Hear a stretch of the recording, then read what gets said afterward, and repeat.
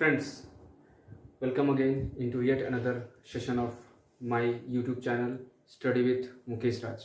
Here, today we are going to study continuing the quadratic equation, and today we will be dealing with the quadratic formula.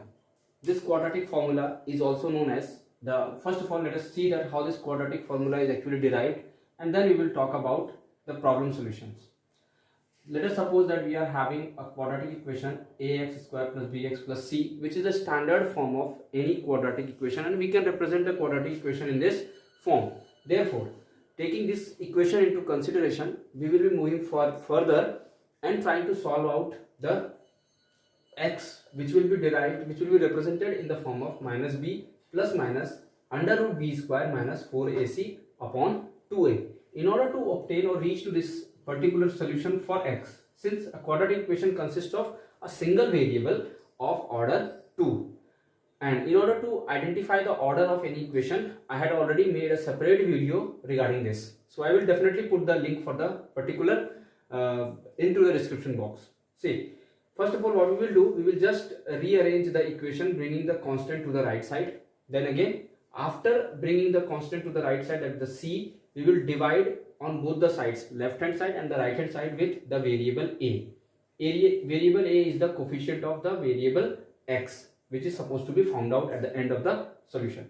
Now after this solution, after dividing the both the ends, right hand side and left hand side, by the coefficient a, we will further proceed by adding a value b upon 2a. Now this b upon 2a is taken in such a way so that the equation on the left hand side becomes an expression of a plus b raised to the power 2. That is why we have selected an expression that consists of variable b and 2a upon and the whole square of that.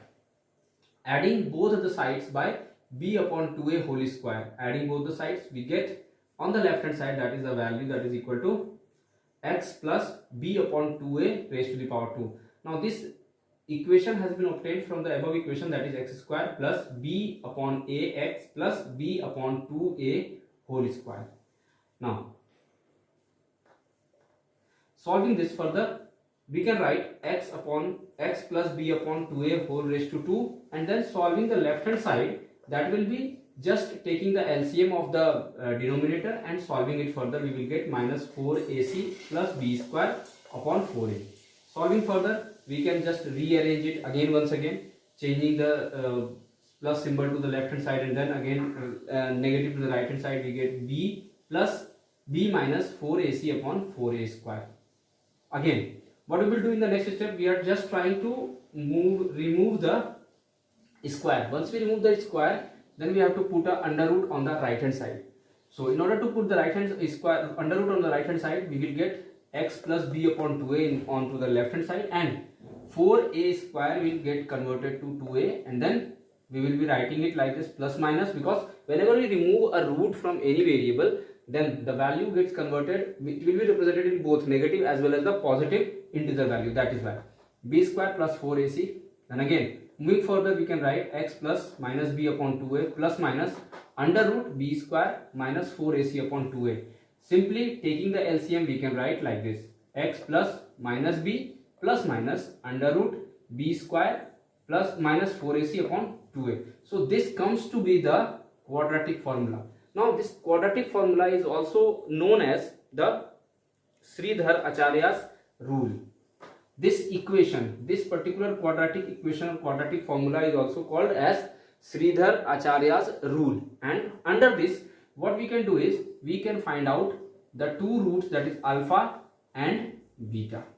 Since we know that since it is a quadratic equation and we will be getting two different values for the same variable, that is x, alpha is equal to we can write minus b plus under root b square minus 4ac upon 2a, and finally we can write minus b plus, sorry, we have already taken plus, so here we will take minus under root b square minus 4ac upon 2a.